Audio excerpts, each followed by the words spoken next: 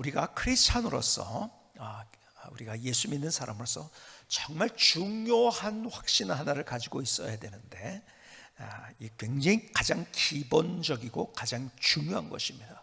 이 기본기가 제대로 있어야 돼. 근데 그게 뭐냐면, 어떤 확신이 있으면 구원의 확신이 있어야 됩니다.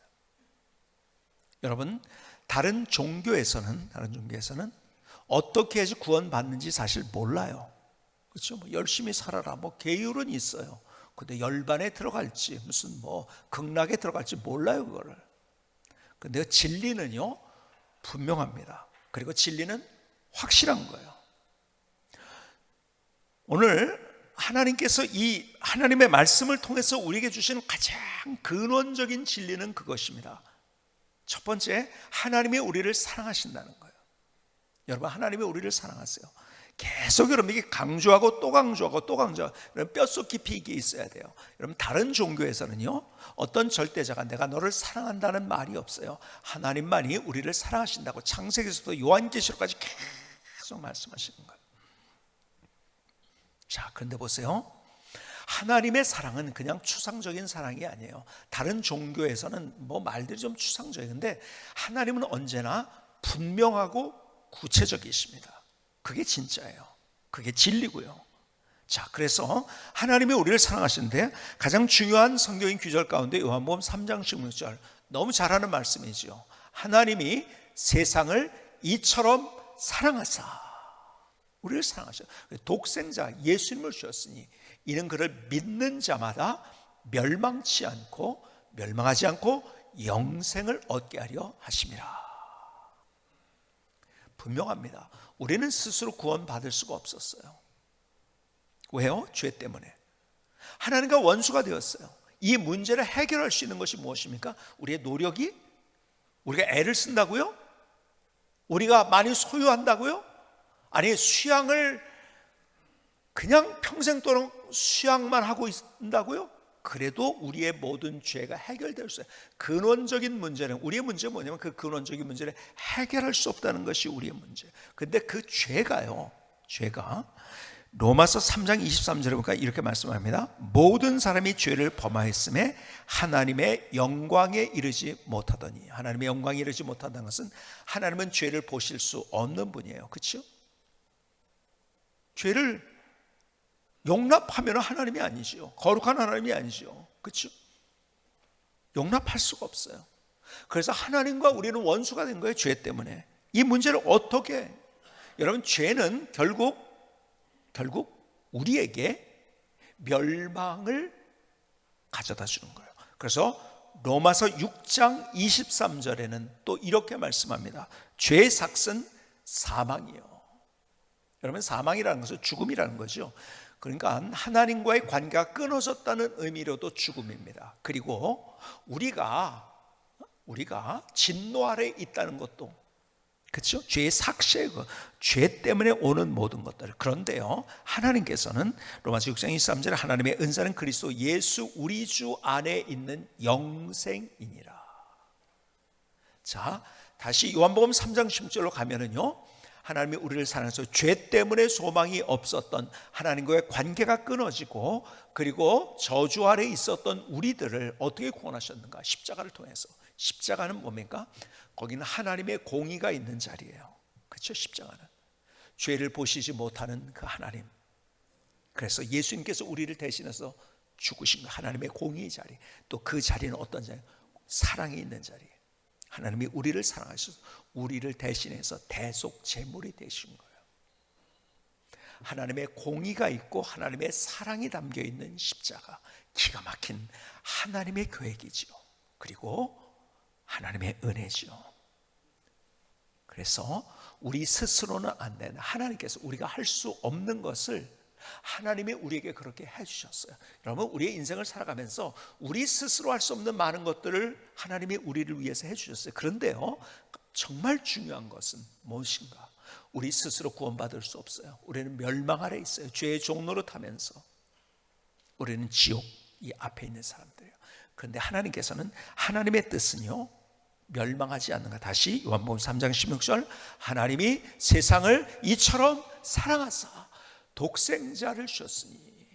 이는 그를 믿는 자마다 멸망하지 않고 영생을 얻게 하려 하심이라. 하나님의 의도는 우리의 멸망이 아니에요. 생명을 얻는 거예요. 그렇죠? 어떻게 얻는가? 믿음으로. 단지 예수는 믿음으로. 그래서 요한복음 1장 12절은 이렇게 또 말씀합니다. 영접하는 자, 곧 그 이름을 믿는 자들에게는 하나님의 자녀가 되는 권세를 주셨으니. 하나님의 자녀가 되는 권세를 주셨어요. 자, 어떻게 할 때? 믿을 때, 믿는 것이 내 안에 예수를 모셔드릴 때. 여러분, 그거예요. 그래서 여러분들이 확신을 가져야 되는데, 어떤 확신을 가져야 되냐면 구원의 확신을 가져야 되는 거예요. 내가 믿음으로 구원받은 거예요. 이런 거죠. 내가 부모님의 자녀예요. 그렇죠? 잘못해도 여전히 자녀예요. 그렇죠? 여러분, 우리는 이 땅을 살아가면서 실수하고 넘어지지만 그럼에도 불구하고 하나님께서 우리를 인쳐 주었기 때문에 그 믿음으로 우리는 내가 변한다 할지어 변치 않는 하나님께서 우리를, 그것을 성도의 신학적으로 견인이라고 이야기합니다. 우리를 하나님의 자녀로 끝까지 세워주는 거예요. 자, 다시 요한복음 5장 24절을 볼까요? 분명한 말씀 모르게 주십니다. 내가 진실로 중요한 말씀이죠. 너희로는 내 말을 듣고 또 나 보내시를 믿는 자는 영생을 뭐라고요? 언젠가 얻을 게 아니에요. 말씀드렸죠. 성경은 분명합니다. 얻었고예요. 믿는 순간에 얻은 거예요. 어느 순간에 다른 종교처럼 내가 극락을 갈까, 열반에 들어갈까, 그게 아니에요. 내가 예수 믿으면 천국이라는 거예요. 영원한 생명을 얻는다는 거예요. 심판에 이르지 아니하나니 사망에서 생명으로 옮겼느니라. 이미 옮겨진 거예요.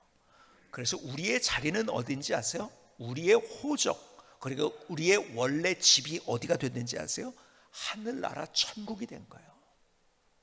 그래서 우리는 돌아갈 집이 있는 사람들이에요. 자, 다시 한번 생각합시다. 우리가 예수 믿음으로 말미암아 구원받은 거예요. 그런데 내가 예수님으로 구원받았다는 사실을 매일 생각하지 못해요. 어떤 생각하지 못하고 어떤 잘못도 하고. 그래도 우리는 한 번 얻은 구원, 하나님께서 끝까지 견인, 성도의 견인. 그래서 우리가 예수 믿음으로 말미암아 구원받았다는 확신, 언젠가 구원받을 게 아니에요. 나는 예수 믿음으로 구원받았어요. 근데 구원이라는 말이 어떤 의미가 있다고 했죠? 이 기본을 제대로 모르면요, 이단으로 빠지게 되는 거예요. 잘못된 길로 가는. 구원이 뭐예요? 죄 용서함을 받았다는 거. 구원은 하나님의 자녀가 됐다는 거예요. 하나님의 백성이 됐다는 거예요. 천국을 소유했다는 거예요. 그리고 영원한 생명을 소유했다는 거예요. 이게 구원입니다. 하나님이 우리에게 내 공로로는 안 돼요. 그러니까 자꾸 야 이거 내 공로로 어떻게, 여러분, 공로로 해서 자기가 완전해진 사람은 전 세계에 없습니다. 아무도 없어요. 그러니까 우리가 구원의 확신은 예수 믿음으로 말미암아 구원받은. 그러니까요, 여러분, 이단은 이걸 이용합니다. 이게 이단에 빠지는 방법이 이거. 이단은 그래서 예수 믿지만은 플러스 뭐를 해야지 구원받는다 그래요. 그래서 여러분들, 신천지가 그런 거예요. 막 교묘하게 성경 가지고 얘기하는 것 같아요. 그런데 결국 뭔지 아세요?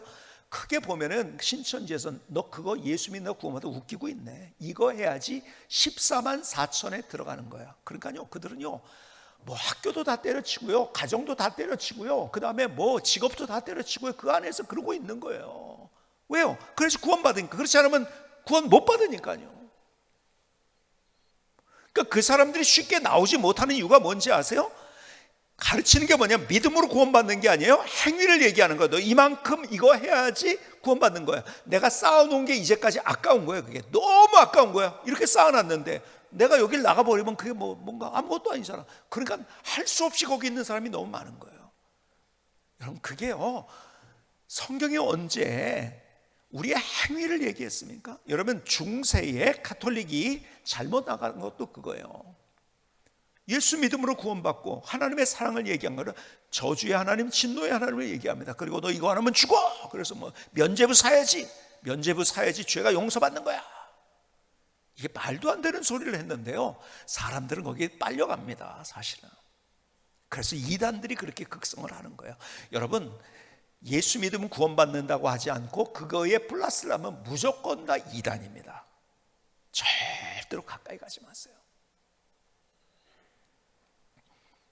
그러니까는 믿음 플러스 행위가 아니라 단지 믿음으로 말미암아 나는 구원받은 거예요. 죄 용서함을 받고 하나님의 자녀되고, 여러분 내가 하려면 안 되기 때문에 하나님이 내게 주신 선물이에요. 그것이 하나님의 은혜라고요. 여러분 다른 종교에서 없는 단어가 있다고 하면 은혜예요. 은혜가 뭔지요? 거저 받는 선물입니다. 네가 이렇게 해야지. 세상은요 은혜란 게 없어요. 아무렇게나 했는데 야 그래도 너 월급 줄게, 너 뭐 계속 일해, 이러지 않아요. 여러분 세상에서는요 못하면 끝이에요. 근데 하나님은, 여러분 세상은 자기의 공적을 따라서 살아가는 세상이에요. 적자생존의 원리로. 근데 하나님은요 우리에게 은혜를 주신 거예요. 성경에 나오는 단어 가운데 가장 많은 단어는 은혜예요. 그래서 예수님을 믿음으로 구원받는 거예요. 여러분 이게 기초, 여기서부터 신앙생활의 출발인 거예요. 아세요? 자, 저를 한번 따라해요. 나는 예수님을 믿음으로 구원받았다. 나는 예수님을 믿음으로 구원받은 거예요. 자 보세요. 여러분 숨을 쉬어요. 숨을 쉬어서 호흡을 하니까 살 수 있어요. 근데 왜 사는 거죠? 산소 때문에 그래요. 그렇죠? 근데 산소가 없다고 생각을 해보세요. 죽는 거예요 그냥.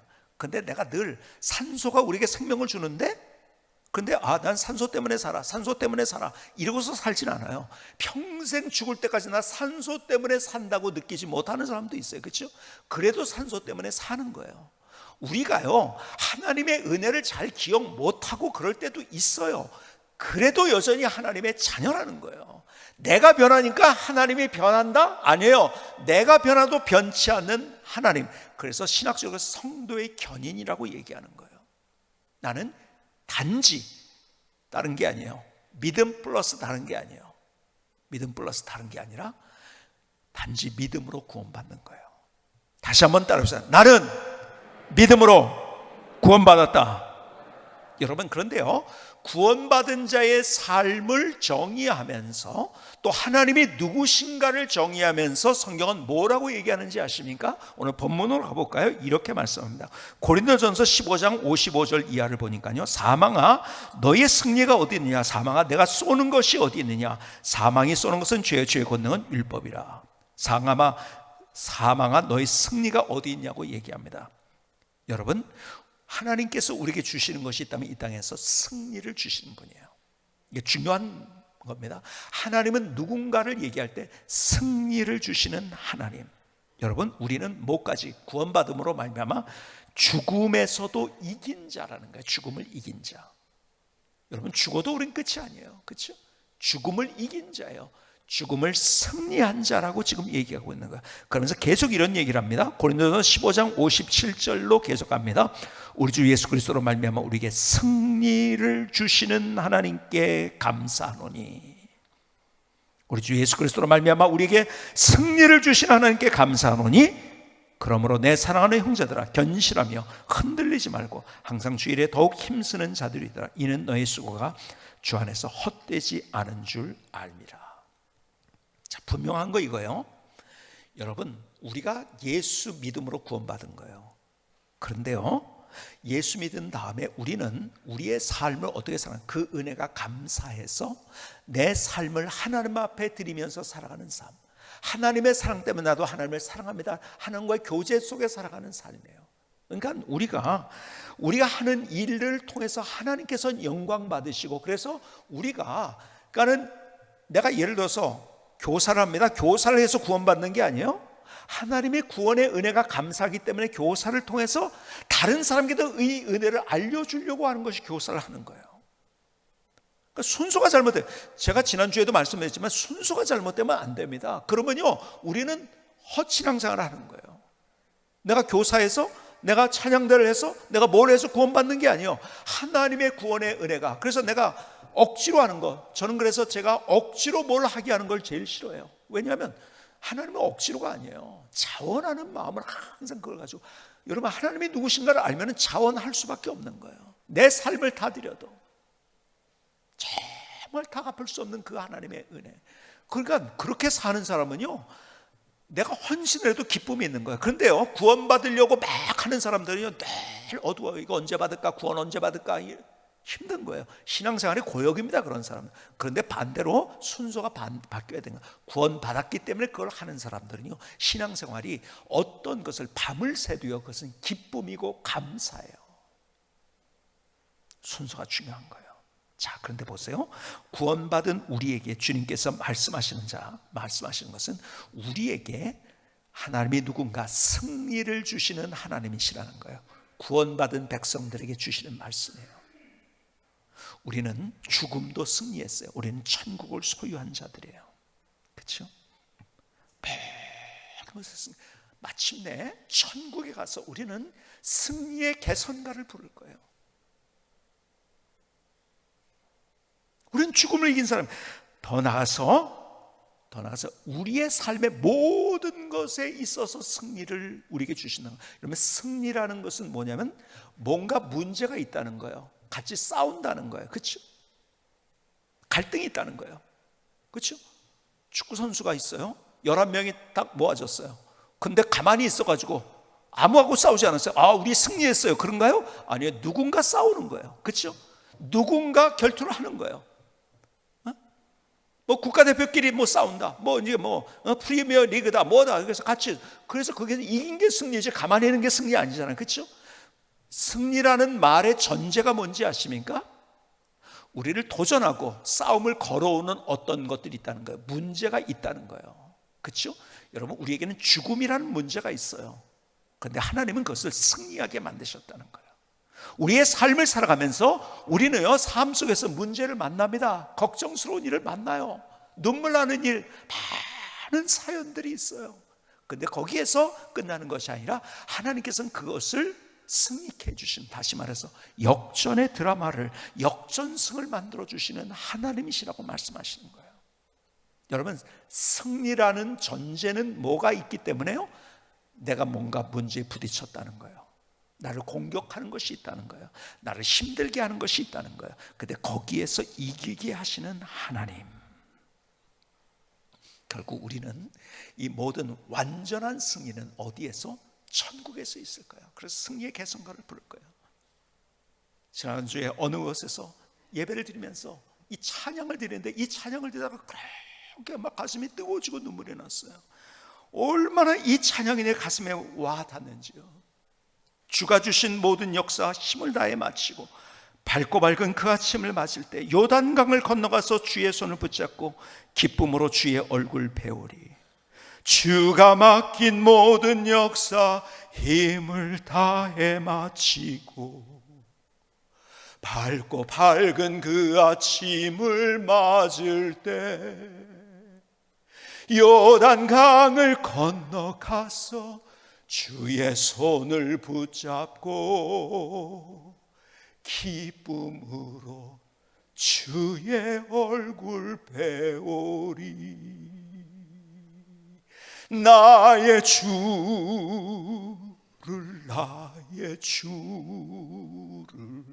내가 그의 곁에 서서 배우며 나의 주를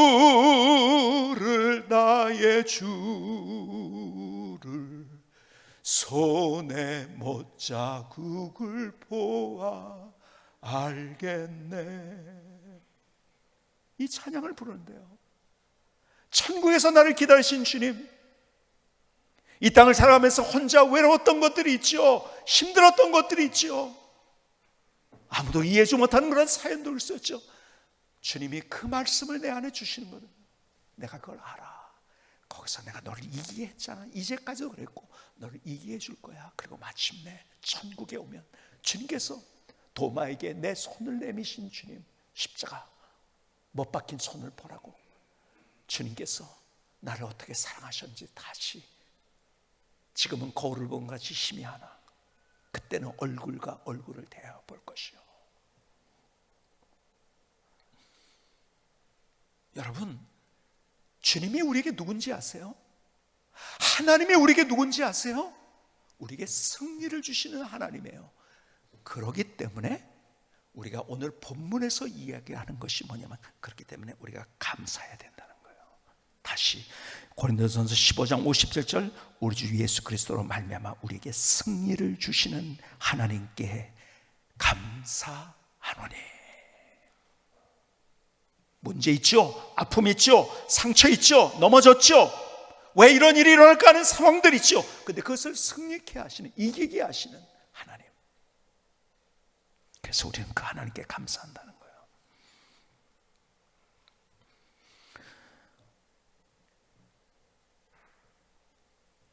웨스터민스터 요리문답이라는 것이고 하이델베르크 요리문답이라는 거 있어요. 장로교에서 중요한 두 가지의 신앙 고백서입니다.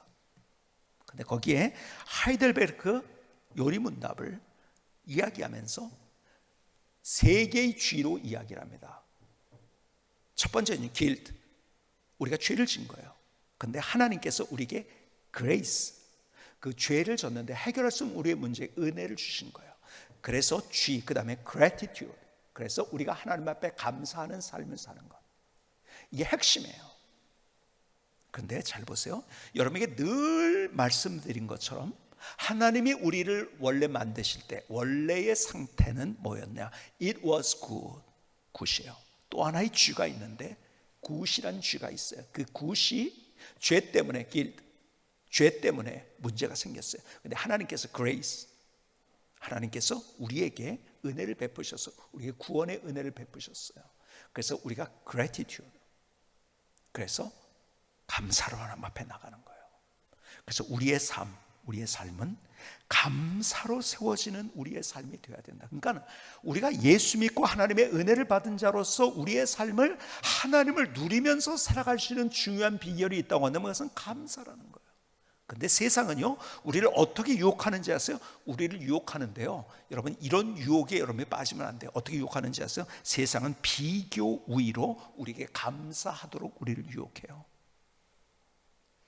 내가 다른 애들은 다 떨어졌는데 우리 애는 붙었네? 하나님 감사합니다. 가만히 있으면 내가 더 좋은 집에 내가 살고 있네? 하나님 감사합니다.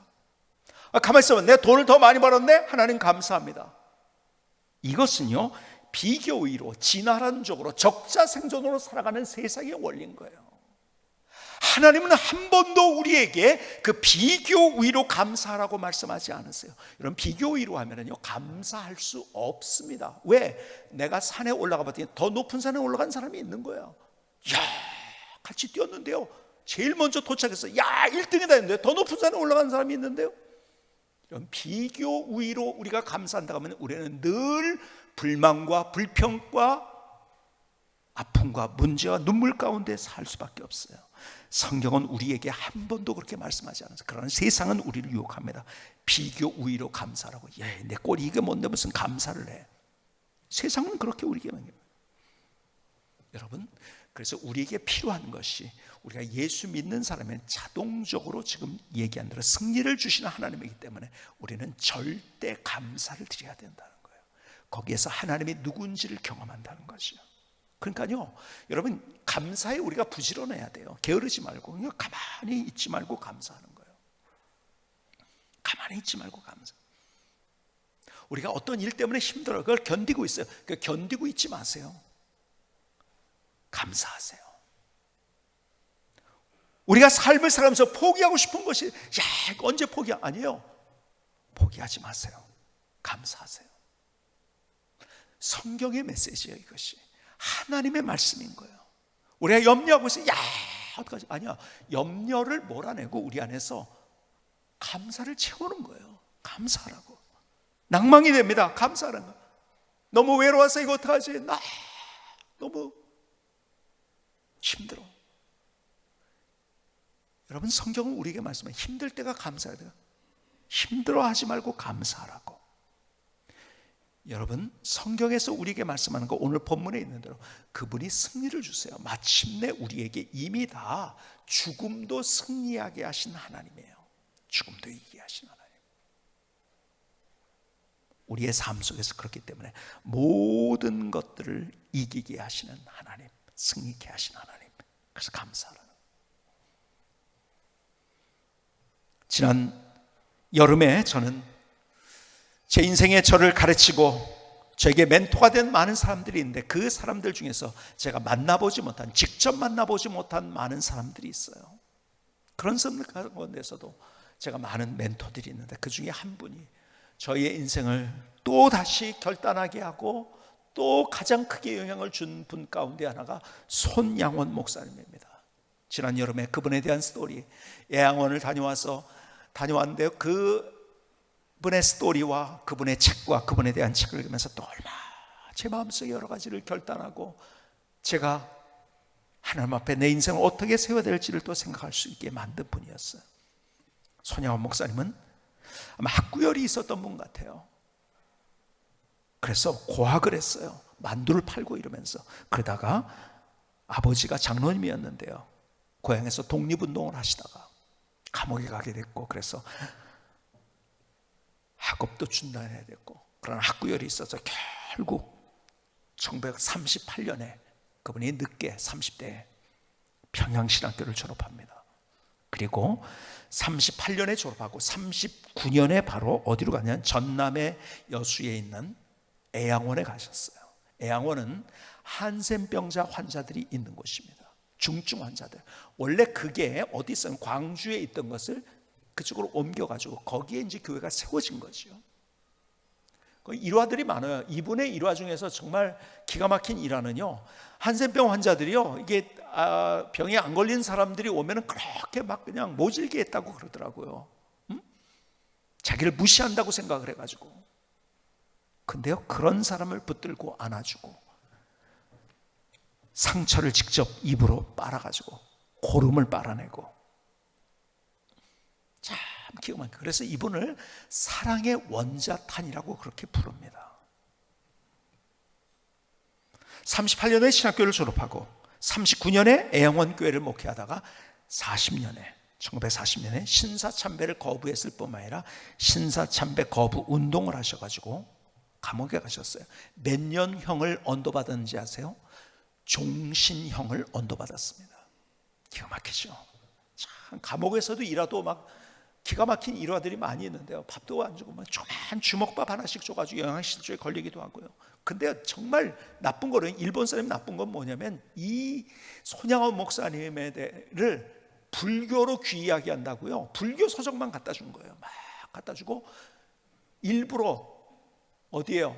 일본에서 스님을 오라고 그래가지고 개종시키려고 그렇게 막, 그래서 토론이 벌어지고 같이 아규를 하고 이제 막 하면서 이제 스님이요 하다가 이제 속된 표현으로 딸린 거예요, 여러 가지가. 그러니까요, 막 화가 나죠. 막 소리도 지르다가 막 그냥 계속해서 막 그냥 성경에 대한 얘기를 쭉 하니까 그냥 따귀를 딱 때려버렸어요, 스님이. 그때 이분이요 진짜 성경대로 살았던 분이에요. 산상수훈에 뭐라고 그랬죠? 여러분 마태복음 5장 39절에 보니까 내 오른편 뺨을 치거든 왼편도 돌려대며, 진짜 그분은 그렇게 하셨어요. 유명한 일화입니다. 그리고 나서 5년 후, 같이 5년 후에 해방이 되어서 추록을 하게 됐죠. 그리고 나서 또 일어난 사건 하나가 있었어요. 여순 사건. 두 아들, 자기 사랑하는 첫째, 둘째 아들, 6명의 자녀들이 있었는데요, 첫째, 둘째 아들 기독교인이라는 것 때문에 좌익에 의해서 총살을 당합니다. 기가 막히죠? 아들이 죽었어요. 그것도 2명이나. 그리고 자녀들 중에서 가장 똑똑했던 아들들, 그때 장례식장에서 유명한 9가지 감사를 그분이 드리죠. 너무 유명한 얘기죠, 이것이. 첫 번째 감사가 이거였어요. 나 같은 죄인의 혈통에서 순교의 자식을 나오게 하셨으니 감사합니다. 여러분, 이분이 진짜 막 감사해서 죽겠습니다, 그래서 감사했겠습니까? 힘들었죠. 어려웠죠. 가슴이 시렸죠. 그런데 하나님 앞에 감사를 선택했어요. 그의 감사 중에 이런 감사가 또 있어요. 예수 믿다가 누워 죽는 것도 큰 복이거늘 전도하다 총살 순교당함에 감사합니다. 이런 감사도 있어요. 미국 유학 가려고 준비하던 내 아들 미국보다 더 좋은 천국에 갔으니 안심되어 감사합니다. 그의 7번째 감사는 이거였어요.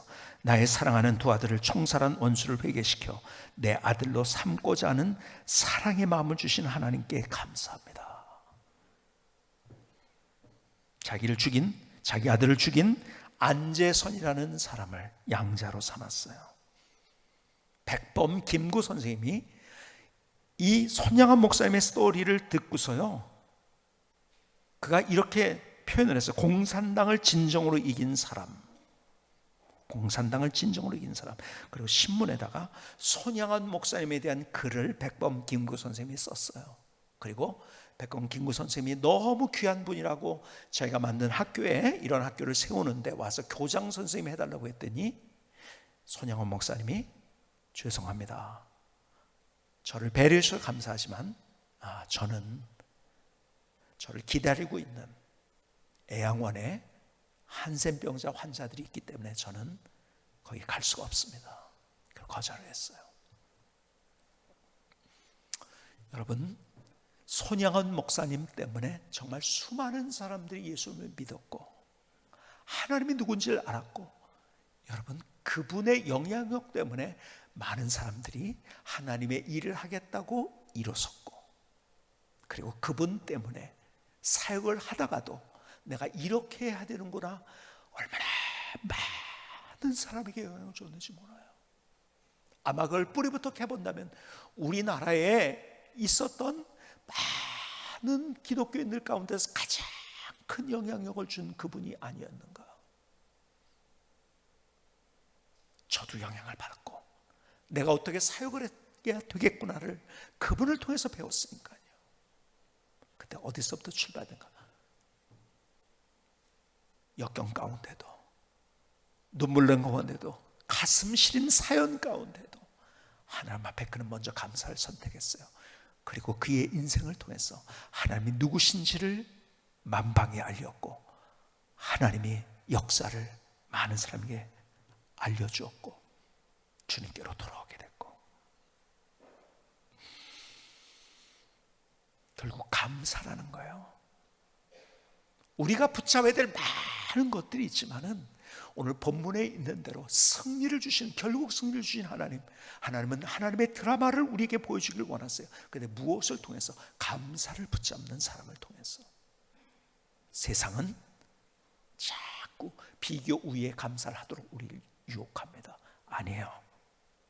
어떤 상황 가운데서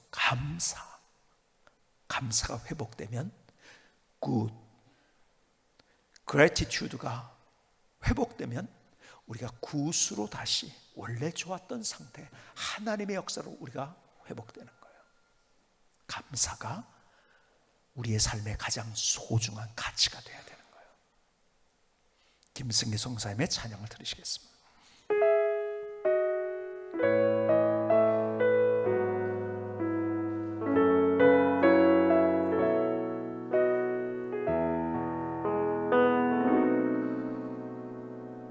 감사는 하나님의 선물입니다. 감사는 하나님의 은혜입니다.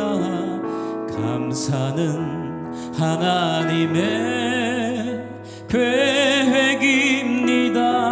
감사는 하나님의 축복입니다.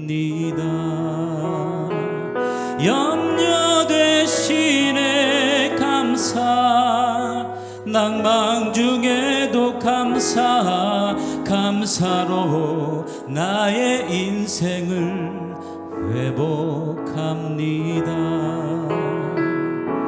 마음 다해 가슴을 다해 감사합니다.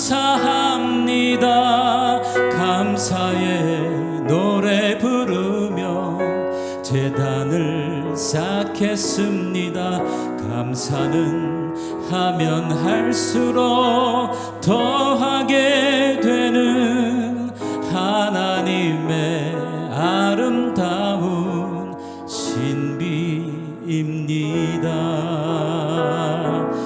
감사는 하나님의 선물입니다.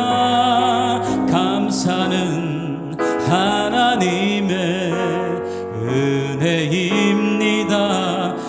감사는 하나님의 계획입니다. 감사는 하나님의 축복입니다. 염려 대신에 감사, 낭망 중에도 감사로 나의 인생을 회복합니다. 마음 다해 가슴을 다해 감사합니다.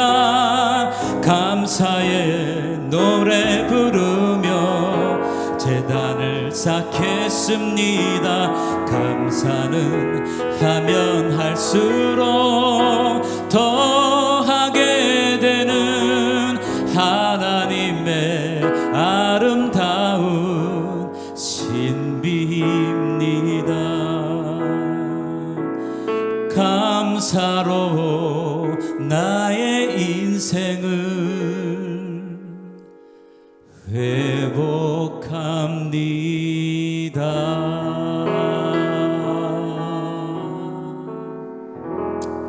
아멘. 하나님 나의 결단입니다. 하나님 나의 노래입니다. 하나님 나를 받아주시 하나님 감사합니다. 하나님 감사합니다. 저에게 원로 목사님께서 오래전에 강화도의 선둘이라는 곳에 교회를 개척하셨어요. 그 교회를 개척할 때 상황이 쉽지 않은 상황이었는데, 왜 쉽지 않으면 첫 번째는 그 선둘이라는 지역에 들어가는 것 자체가 힘들었어요. 왜냐하면 이쪽에 바다인데 바다에 끼고 있는 마을이었어요. 근데 거기를 들어가려면 길이 없어가지고 그 마을 뒤에 산인데 산을 넘어서 와야 되는 거예요. 전등사 쪽 방향에서 이렇게 넘어와야 되는 거예요. 산을 넘어오는데요, 쉽지 않죠. 그리고 차가 거기 그런데 자주 다닙니까? 그냥 가면은 밤 늦게 도착하면은 그걸 밤에 그냥 밤새가지고 거기를 산을 넘어가지고 이렇게 가야 되니까 비가 오면 장화를 신고 참 험한 곳이었죠. 근데 거기를 넘어서 전도를 하기 시작했는데요, 거기에 있는 사람들이 다 우상단지를 가지고 있었어요. 바닷가니까 더 했죠. 근데 나중에 그 우상단지를 그 사람들이요, 재밌는 거는요, 자기들이 없애버리고 싶은데 어떻게 할 수가 없어가지고 목사님 이거 좀 태워주십시오. 다 가져온 거예요. 다 태우고 그 지역에 있는 사람들이 다 예수 믿기 시작한 거예요. 그러니까 그 지역이 들어가기도 힘들었고 처음에 전도하기도 쉽지 않은 우상단지를 섬기는 곳이었기 때문에 쉽지 않았지만, 거기에 들어가서 정말 다 예수 믿고 그 동네가 변화가 된 거죠. 그런데요, 그렇게 가덕해 힘들던 곳에 그 마을 앞으로 길이 나기 시작했어요. 좋은 길이 나니까요,